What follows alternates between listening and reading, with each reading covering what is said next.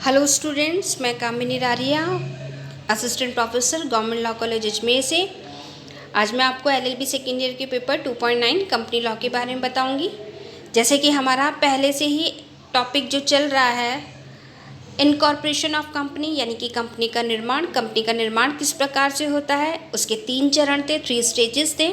पहला स्टेज था promotion of company, यानी कि कंपनी का प्रवर्तन, जिसमें हमने देखा कि कंपनी का प्रवर्तन कैसे होता है।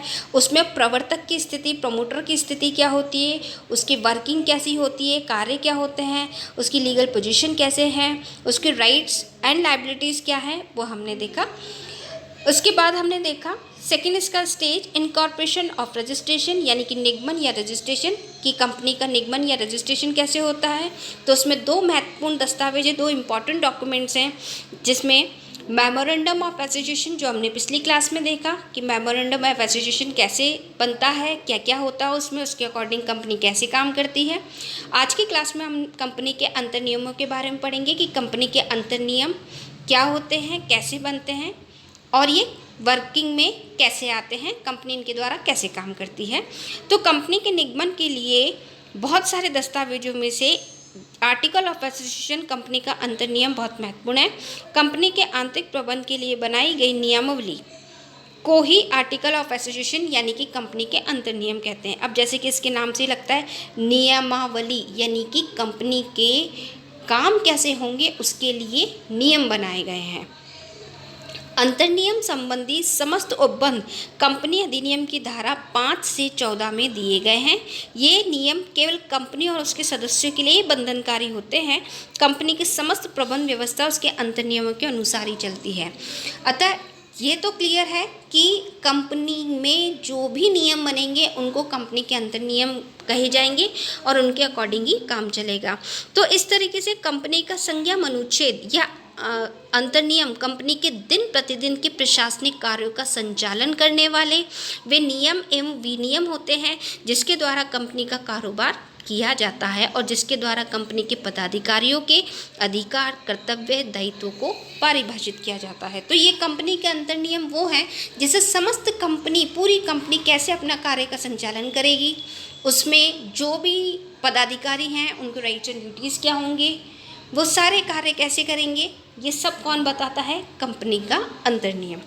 तो इस कंपनी के अंतर नियमों के लिए सबसे पहले इम्पोर्टेंट क्या है, अंतर नियमों का रजिस्ट्रेशन। कि सबसे पहले अगर किसी कंपनी बनी, कंपनी के अंतर नियम बन गए, उनका सबसे पहले रजिस्ट्रेशन कराओ। तो कंपनी के अधिनियम की धारा 7 में अंश सीमित पब्लिक कंपनी यानी कि public company limited by shares को अपने अंतर नियम की रजिस्ट्री कराना अनिवार्य नहीं है, परंतु निम्न कंपनियों को अपने सीमा नियम के साथ साथ अंतर नियमों का रजिस्ट्रेशन कराना अनिवार्य है। कौन कौन सी है, असीमित कंपनियां, गारंटी द्वारा सीमित कंपनियां, अंश सीमित प्राइवेट कंपनियां। तो किसी असीमित कंपनी के अंतर नियमों में ये उल्लेख किया जाना आवश्यक है कि वह अपना निगमन कितनी सदस्य संख्या के साथ करा रही है, और यदि उसके पास अंश पूंजी हो तो उसे अंश पूंजी की कुल राशि का उल्लेख भी करना होगा, तो उसको रजिस्ट्रेशन कराना जरूरी है। फिर हम बात करें गारंटी द्वारा सीमित कंपनी की दिशा में भी कंपनी को निगमन के समय उसकी सदस्य संख्या का उल्लेख अंतर नियमों में करना होगा कि उनकी सदस्य संख्या कितनी है। तो ये ऐसी कंपनियां हैं जिनको कंपनी के अंतर नियम बनाकर उनका रजिस्ट्रेशन कराना ज़रूरी है। दूसरे इसमें बात आती है अंतर नियमों का प्रारूप, यानी कि वो ड्राफ्ट कैसे होंगे, कैसे आप उनको बनाएंगे, लिखेंगे। तो संज्ञा अनुच्छेद प्रॉपर रीति से यानी कि विहित रीति से मुद्रित होना चाहिए। बहुत बढ़िया वो कंप्यूटराइज्ड हो सकते हैं, वे अलग अलग पैराग्राफों में विभाजित होने चाहिए, क्रम से लिखे जाने चाहिए। इन पर सभी व्यक्तियों के हस्ताक्षर होने चाहिए जिन्होंने भी संज्ञा ज्ञापन पर हस्ताक्षर किए हैं। हस्ताक्षर कम से कम एक साक्षी द्वारा प्रमाणित होने चाहिए। तो ये ऐसी चीज़ें हैं जो कि अगर ड्राफ्ट प्रॉपर तरीके से होगा तो अंतर नियमों को समझने में ज़्यादा आसानी होगी और उसके अकॉर्डिंग कंपनी अपना काम करेगी। बात करते हैं आगे कंटेंट की, अंतर नियमों की विषय वस्तु की। तो कंपनी के संज्ञा अनुच्छेद में ऐसे नियमों विनियमों को समाहित किया जा सकता है जो कंपनी के प्रवर्तक कंपनी के संचालन के लिए जरूरी समझे। ऐसे नियम विनियम कंपनी अधिनियम के उपबंधों के प्रतिकूल नहीं होने चाहिए। कि जो कोई भी कंपनी एक्ट में में जो भी नॉर्म्स लिखे गए हैं उसके अगेंस्ट कोई सी भी कंटेंट नहीं होनी चाहिए। फिर ये कहता है संयम ज्ञापन से असंगत नहीं होना चाहिए, यानी कि मेमोरेंडम ऑफ एसोसिएशन में जो भी हमने बात लिखी है उसके अगेंस्ट कोई बात नहीं होनी चाहिए। फिर किसी विधि का उल्लंघन करने वाला भी नहीं होना चाहिए, कि आप ऐसा कोई नॉर्म्स मत डालिए आर्टिकल्स में कि वो किसी भी तरीके से किसी भी लॉ के अगेंस्ट जा रहा हो, ऐसी भी हम बात नहीं लिखेंगे। तो इसके कंटेंट में ये चीज़ें ध्यान रखनी है। तो इसमें कंटेंट में क्या क्या बातें होनी चाहिए? अंश पूंजी और अधिकारों में प्रवर्तन की बात होनी चाहिए, अंशों का धारणाधिकार होना चाहिए, लियन की कौन रखेगा कौन नहीं, अंशों की अचूकता यानी कि अनप्लेड राशि की मांग भी होनी चाहिए, अंशों का अंतरण, अंशों का पारेषण, अंशों की जब्ती, अंशों का स्टॉक में परिवर्तन, अंश अधिपत्र, पूंजी में परिवर्तन, सामान्य बैठकें जो भी जनरल उनकी मीटिंग्स होगी, सामान्य बैठकों की कार्रवाइयाँ, सदस्य का मताधिकार, निदेशक मंडल उसकी कार्रवाई, प्रबंध तथा सचिव उसकी सील मोहर, लाभांश लेके लाभ का पंजीकरण, कंपनी का परिसमापन, अधिकारियों एवं अभिकर्ताओं की क्षतिपूर्ति, ऋण शक्ति, अंकेशक जो भी ऑडिटर वगैरह है, ये सारे कार्य पूरे होने चाहिए।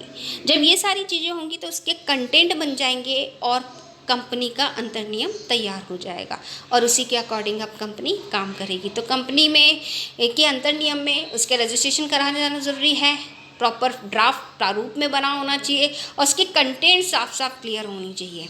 अब हम यहाँ बात कर रहे हैं अंतर्नियमों का संशोधन या परिवर्तन की। तो संयम अनुच्छेद में परिवर्तन की प्रक्रिया संगम ज्ञापन की प्रक्रिया से सरल है। यहाँ पर आसानी से संयम अनुच्छेदों में परिवर्तन या संशोधन किया जा सकता है। इसका कारण है कि ये सहायक दस्तावेज है जो कंपनी के आंतरिक प्रबंध के नियम निर्देशित करता है। अधिनियम की धारा 14 के उपधारा 1 सेक्शन 14 सब क्लॉज 1 में संयम अनुच्छेद में कोई भी परिवर्तन विशेष संकल्प द्वारा किया जा सकेगा। संयम अनुच्छेद में परिवर्तन करना कंपनी का संवैधानिक अधिकार है जिसे संविदा द्वारा नहीं छीना जा सकता। यानी कि अगर इसमें आवश्यकता है तो आप इसमें राइट्स में जो भी ये आर्टिकल्स बने हुए हैं इसमें चेंजेस कर लो, ये आपका कॉन्स्टिट्यूशनल आपका राइट है। इसको कोई भी व्यक्ति आपसे कॉन्ट्रैक्ट करके इसको छीन नहीं सकता। फिर किसी कंपनी में कुप्रबंध की स्थिति बन जाने पर यदि सदस्य या पीड़ित व्यक्तियों द्वारा कंपनी अधिनियम की धारा 241, 242 के अंतर्गत राष्ट्रीय कंपनी विधि अधिकरण में परिवाद दायर किया जाता है तो ऐसे परिवाद के न्यायोचित पाए जाने पर अधिकरण द्वारा कंपनी को अपने अनुच्छेदों में परिवर्तन करने का निर्देश दिया जा सकता है। अब परिवर्तन होगा तो इसमें कुछ सीमाएं भी हैं। ये कह रहे हैं कि अनुच्छेद में परिवर्तन की सीमाओं में संयम अनुच्छेद में ऐसा कोई परिवर्तन नहीं किया जाएगा जो कंपनी अधिनियम के उपबंधों के प्रतिकूल हो। यानी कि कोई भी आप ऐसी चीज़ नहीं करोगे जो कि कंपनी एक्ट के अगेंस्ट हो, संयम ज्ञापन के उपबंधों से असंगत हो और मेमोरेंडम ऑफ एसोसिएशन जो पहले से ही बन चुका है उसके भी अगेंस्ट कोई भी बात नहीं होनी चाहिए। तो इसकी प्रोसीजर कैसे होगी? तो इसकी प्रोसीजर है संयम अनुच्छेदों में परिवर्तन के लिए कंपनी को साधारण बैठक में विशेष संकल्प पारित किया जाना जरूरी है। परिवर्तन हेतु प्रस्ताव को निदेशक बोर्ड के प्रस्ताव द्वारा स्वीकृत किया जाना जरूरी है। यदि परिवर्तन कंपनी के सदस्यों द्वारा अधिक अंश लिए जाने के संबंध में है तो संबंधित सदस्यों की सहमति आवश्यक होगी। परिवर्तन का विशेष संकल्प पारित हो जाने पर 30 दिन के भीतर उसे प्रॉपर जो कोई भी शुल्क उसका बनता है उसके साथ कंपनी रजिस्ट्रार को कम्युनिकेट किया जाएगा, संसूचित किया जाएगा। ऐसे परिवर्तन का उल्लेख संयम अनुच्छेद के प्रत्येक प्रति में किया जाएगा। यानी कि जितने भी आपने उसके कॉपीज़ बना रखी हर कॉपी में उसमें चेंजेस करेंगे। तो जब ये संशोधन या परिवर्तन होगा तो इसके साथ हम एक डॉक्ट्रिन पढ़ते हैं जिसको कहते हैं डॉक्ट्रिन ऑफ इंडोर मैनेजमेंट, आंतरिक प्रबंध का सिद्धांत। अब ये आंतरिक प्रबंध का सिद्धांत क्या है इसके बारे में मैं थोड़ा बताऊँ आपको। प्रॉपर इसका टॉपिक एक नेक्स्ट कभी किसी क्लास में हम पढ़ेंगे, लेकिन आंतरिक प्रबंध का सिद्धांत ये है। आंतरिक प्रबंध का सिद्धांत कहता है कि यदि कोई संविदा कंपनी के लोक दस्तावेजों के अनुकूल है तो संविदा करने वाले व्यक्ति पर इस बात का कोई प्रभाव नहीं पड़ेगा कि आंतरिक व्यवस्था में कोई अनियमितता या त्रुटि थी। कंपनी से समव्यवहार करने वाला प्रत्येक व्यक्ति अपना पक्षकार यह मानकर चलता है कि कंपनी की आंतरिक कार्रवाई या प्रबंध उसके संज्ञा अनुच्छेद के अनुसार यथोचित चल रहा है।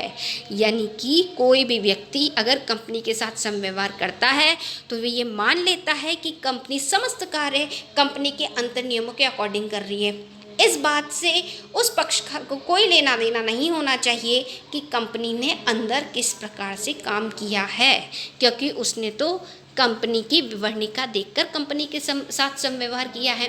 तो कंपनी आंतरिक रूप से कैसे काम कर रही है उससे आपका कोई भी लेना देना नहीं है। इसमें हम एक बहुत इम्पोर्टेंट रॉयल ब्रिटिश बैंक बनाम टर्क्वाइंड का केस पढ़ते हैं। इसका टर्क्वाइंड का नियम भी कहते हैं।